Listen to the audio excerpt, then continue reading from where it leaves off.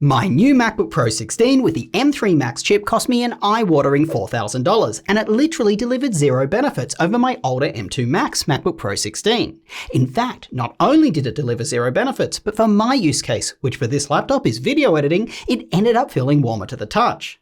Since video editing is such a common reason for people to buy one of these laptops, I thought it was critical for me to get the word out there and share my personal experience. So here's the background. I've been using the MacBook Pro 16 with the upper end M2 Max chip and 32GB of memory to edit our videos on. At least my portion of the edit, as we do have two other editors here. Anyway, my laptop has been really struggling. I frequently get dropped frames when reviewing footage, editing text is insanely laggy, and rendering videos was taking way too long. Seriously, sometimes it would take 20 minutes to render one of our videos. And by the way, often I render a single video multiple times. That's because I share them with people to review and we find things that we'd like to change. Then of course, we're rendering multiple videos per week. So all up, I could be spending hours waiting. By the way, we do use Premiere Pro and no, we aren't going to be switching to DaVinci Resolve anytime soon. Anyway, as a professional YouTuber, time is money. So even if there is a modest performance increase by upgrading to the newest M3 Max version of this laptop, it will be worth it for me. Plus, buying a new laptop is a business expense and I get a pretty substantial tax break on it. So net-net, for me to upgrade makes more sense than it does for the average person. And that's why it's even crazier that for the first time ever, I won't be upgrading and instead, I'll be returning this laptop back to Apple. So let's double click in and I'll tell you what happened. I chose the highest end M3 Max version of the MacBook Pro 16 because obviously I wanted the most powerful laptop that I could buy. And I also knew it was the only one with a full 400GB of memory bandwidth. Based on extensive prior testing, I knew that memory bandwidth was critical for a laptop's performance when rendering a video. You can see an example of this on screen. Rendering a video on my MacBook Pro with the M2 Pro 12-core is substantially faster than rendering the exact same video on my newer M3 Pro MacBook Pro, also with 12 cores. The older M2 12-core has 200GB per second of memory bandwidth, whereas the newer M3 Pro has less, 150GB. Apple has nuked memory bandwidth in many of their latest laptops. The reason rendering a video, by the way, is so dependent on memory bandwidth is that video editing is predominantly a hardware-accelerated task and relies on Apple's media encoding engine. That makes it a very fast operation so long as you have enough memory to store all the data you need and you have fast enough access to that memory. Please note, the number of media engines also matters. Apple's Max chips have 2, and their cheaper Pro chips only have 1. That is why professional video editors really must buy a Max chip in this laptop. It will be up to twice as fast. And yes, this applies to all generations of Apple's M series of processors. Back on memory, my M3 Max MacBook Pro 16 came with 48GB, which I liked. You see, I was seeing some occasional yellow memory pressure warnings in Activity Monitor. This means that I was running low on memory in my older 32GB of memory M2 Max model. So I wanted to triple check that it wasn't a lack of memory that was causing my performance issues.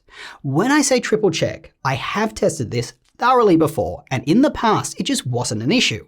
In fact, moving from 16GB of memory to 32GB actually made almost no difference for my specific videos. So, knowing that the M3 Max chip has the same number of media engines as the M2 version, the same memory bandwidth, and that the amount of memory itself was unlikely to be a bottleneck, no surprises as to what happened. For video rendering, the most intensive task that I do, I saw no performance difference from paying $4,000 to move from the older M2 Max MacBook Pro 16 with 32GB of memory to the newer M3 Max version with 48.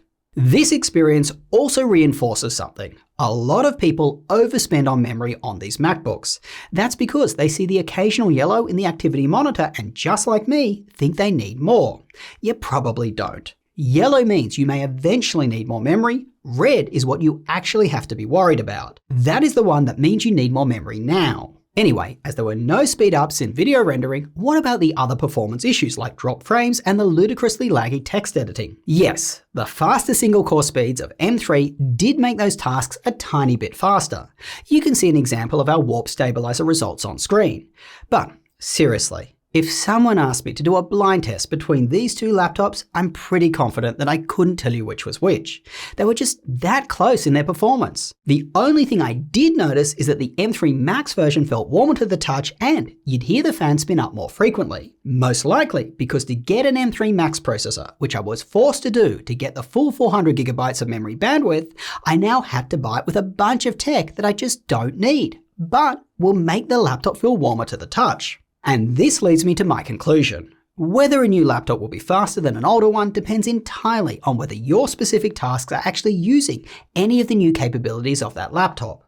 In the case of these M3 processors, the new capabilities that have been added really do very little for video editing.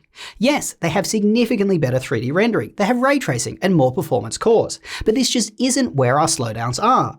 And you're essentially paying more money for a bunch of stuff that you just don't need or want. And I want to speak really personally here for a second. I'm not immune to the feeling of missing out that Apple's marketing department generates around their new products.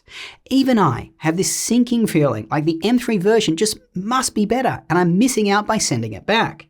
But the reality is I'm not, and all I'll be doing if I kept this laptop is giving Apple my money. Now, before I close, I do want to clarify one point. What I discussed today was for video editors, and those folks would be better off searching for an older M2 version of this laptop and just saving some money. However, if you're doing something that isn't as dependent on this kind of hardware acceleration, say you're programming or just want a good all-round laptop, I do like the M3 Pro version of these MacBook Pros. The changes that Apple has made around the mix of cores and the more efficient cores are a net gain for you. You get faster performance, more battery life with even less heat you feel, so I do recommend them. But even still, do not upgrade to an M3 MacBook Pro if you already own an M2 one. If you are coming from an M1 model, you probably will notice a little difference, particularly in things like opening applications, which will be snappier. But you probably will still want to wait till the M4 versions. On the other hand, if you're coming from any Intel laptop, you will certainly notice a difference in battery life, fan noise, and heat you feel, so go for the upgrade. Well, that's all I got for you. Moral of the story, ignore the marketing hype and only spend your hard-earned dollars on tech that will actually offer you a meaningful benefit. If you like this video, smash the like button and get subscribed. Not only does it help us grow this channel so that we can create more videos for you, but it also makes my dearest mother very proud. Till next time, go do something awesome with your day and I will catch you later.